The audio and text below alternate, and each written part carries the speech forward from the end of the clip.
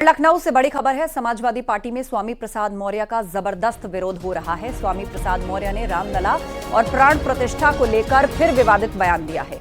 स्वामी प्रसाद मौर्य के विवादित बयान पर एसपी के मुख्य सचेतक मनोज पांडे ने स्वामी को मानसिक विक्षिप्त बताया। मनोज पांडे ने कहा कि स्वामी प्रसाद मानसिक संतुलन खो चुके हैं और इसीलिए ऐसा बोल रहे हैं। कई बार उन्हें नसीहत दी गई, उसके बावजूद भी ऐसी टिप्पणियां करने से बाज नहीं आ रहे। नहीं, कोई धाम मांगने की जरूरत नहीं है। भारत में रहने वाले हर सनातनी का, हर हिंदू का सब धाम है। धाम हम सबका है। जो आस्था रखता है धाम उसका है। धाम कभी किसी की विरासत नहीं हुआ करती है। एक चीज। दूसरी चीज ये है कि धर्म हमारे आस्था का विषय है, उस पर कोई समझौता नहीं। उसमें हमारी अटूट निष्ठा है। किसी की किसी धर्म में है, किसी किसी धर्म में है, किसी की किसी जात और पंथ से वो आ सकता है। परंतु हमने कहा कि धर्म हमारे आस्था का विषय है, उससे कोई समझौता नहीं। परंतु भूख, रोजी रोटी और जीवन यापन देना भी राजा का काम है।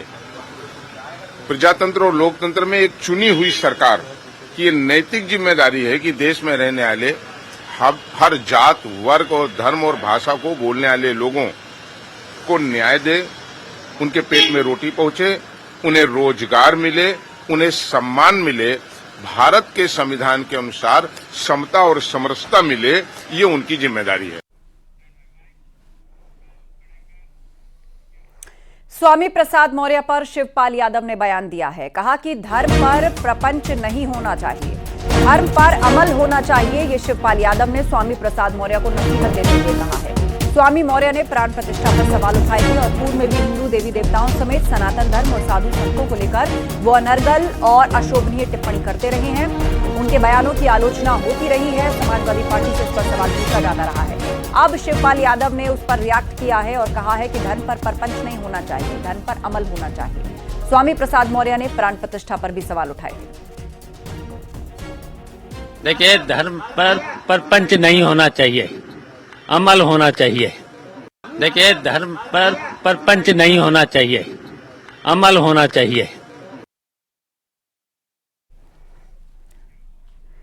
उधर ओम प्रकाश राजभर ने भी स्वामी प्रसाद मौर्य पर निशाना साधा। ओपी राजभर ने कहा कि स्वामी प्रसाद मौर्य जब तक एसपी को रसातल में नहीं पहुंचा देंगे तब तक यूं ही बयान देते रहेंगे। स्वामी प्रसाद मौर्य जी को भेजा गया है, जब तक वो समाजवादी पार्टी को रसातल में नहीं पहुंचा देंगे तब तक जो है वो वहां से इसी तरह बयान देते रहेंगे।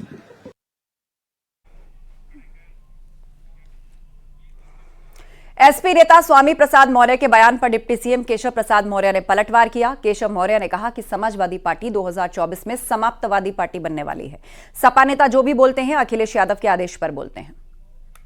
अगर कुछ बोलता है तो बिना समाजवादी पार्टी के मुखिया के आदेश के नहीं बोल सकता। इसलिए किसी भी प्रकार के बयान के लिए मैं श्री अखिलेश यादव जी को जिम्मेदार मानता हूं। अगर किसी के बयान से वो सहमत नहीं है तो उनके खिलाफ कार्रवाई करें, और अगर वह कार्रवाई नहीं करते हैं तो जो भी जहरीले बयान आ रहे हैं, जिस भी ओर से आ रहे हैं, जब भी आ रहे हैं, उसके लिए केवल और केवल समाजवादी पार्टी के मुखिया अखिलेश यादव जी जिम्मेदार हैं। कांग्रेस विधानमंडल दल की नेता आराधना मिश्रा मोना ने स्वामी प्रसाद मौर्य को लेकर कहा कि किसी भी व्यक्ति की धार्मिक आस्था को आहत करने का अधिकार किसी को नहीं है।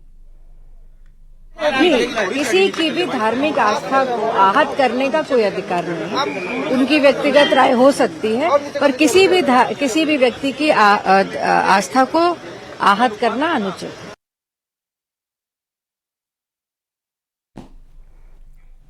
और अब आपको स्वामी प्रसाद मौर्य का भगवान राम को लेकर दिया गया विवादित बयान भी सुनवाते हैं। क्या गया?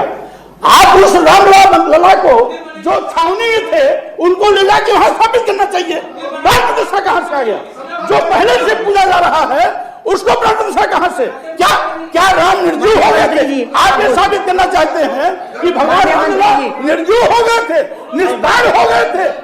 आप कैसे मानो?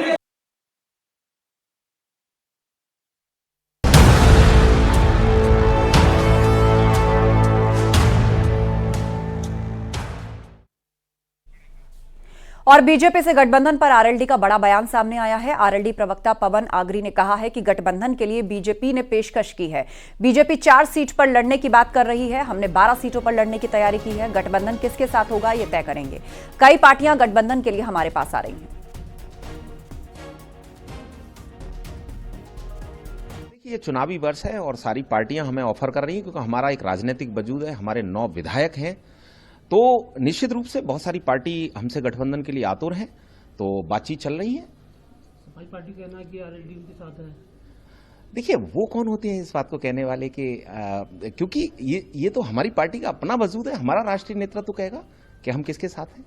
भाजपा से क्या बातचीत चल रही है इस तरीके की? देखिए, भाजपा के लोगों के द्वारा तो पिछली बार भी ऑफर किया गया था, इस बार भी किया गया है, लेकिन वो 4 सीट की बात कर रहे हैं, लेकिन हमने 12 लोकसभा सीटों पर तैयारी की है, तो इस बात का निर्णय तो हम लेंगे कि हम किसके साथ गठबंधन में चुनाव लड़ेंगे। मान सकते हैं कि आने वाले समय में आरएलडी बीजेपी के साथ देखेंगे। देखिए, ऐसा है, जो जनता के और किसानों के हित के लिए जो भी पार्टी हमारी मांगों पर सहमत होगी, हम उसके साथ चुनाव लड़ेंगे। किस तरीके की मांग है आपकी सीटों को लेकर?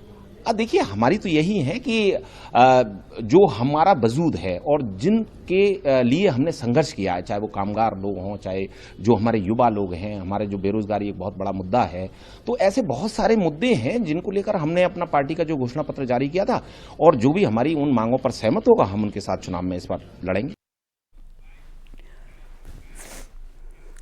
आरएलडी बीजेपी के गठबंधन से जुड़ी बड़ी खबर आ रही है। आरएलडी ने 12 फरवरी का कार्यक्रम टाल दिया है। 12 फरवरी को छपरौली में चौधरी अजीत सिंह की प्रतिमा का अनावरण होना था, और अब आयोजकों की तरफ से यह दावा किया जा रहा है कि देश के बड़े नेता प्रतिमा का अनावरण करने के लिए आएंगे, और जयंत चौधरी के निर्देश पर कार्यक्रम को फिलहाल टाला गया है। लेकिन सूत्रों के हवाले से खबर यह है कि प्रतिमा अनावरण के जरिए गठबंधन का ऐलान होगा।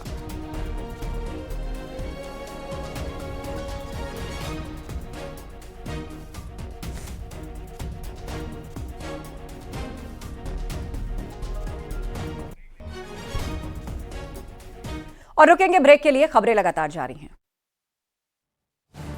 आप देख रहे हैं न्यूज़ 18 उत्तर प्रदेश उत्तराखंड।